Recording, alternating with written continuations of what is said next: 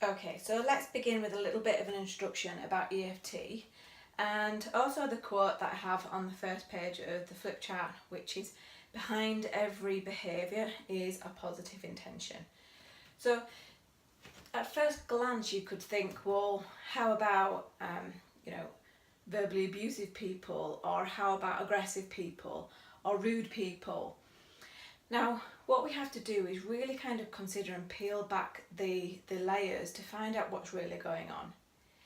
So, for example, if you imagine that you are having a heated debate with somebody and this person goes off into a kind of silent mode, they introvert or they give you the silent treatment, and you might perceive that as something negative.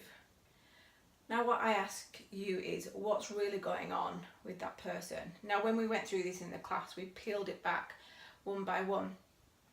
We looked at, okay, well the person is trying not to create more of an argument. Okay, so that's a positive intention with that behaviour.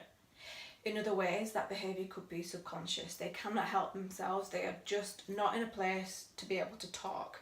Maybe their anxiety has also become quite extreme, and if someone speaks to them right now, they might explode. So by not speaking, they're also trying to prevent any further argument. Again, on a subconscious level, it could be that they're feeling frustrated or angry or scared.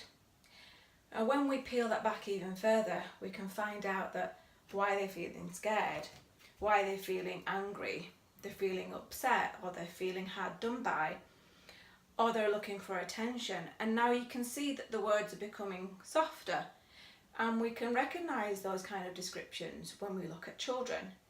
They're not getting the attention, or they're feeling scared, or they're upset. So we're getting closer to what's really going on, and that really does come back to the inner child. When we peel it back, that moves a bit more towards sadness. Why am I feeling sad? And it might move towards because I don't feel good enough, or I don't feel loved. And underlying a lot of our anxieties or our depression becomes these big things here. So with that example, you might have the opposite.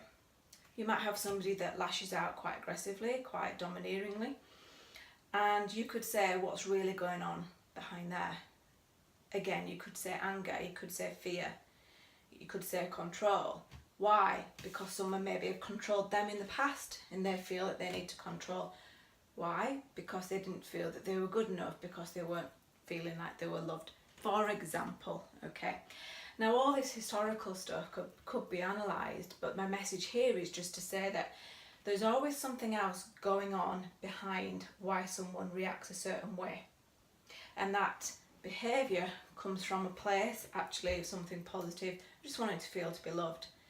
Now that doesn't mean you can excuse the behaviour. It doesn't mean that they shouldn't sort of work on that.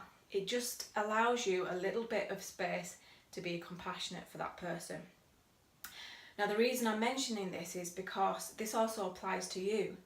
So you might find yourself sometimes in one or both of those extremes of really introverting, or of really kind of you've been silent and not saying what you feel. On the other hand, you might say things, maybe aggressively or maybe in ways that you regret.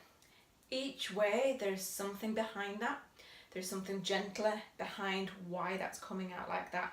So the first and foremost thing to know about anything to do with healing is that there's something else beyond that.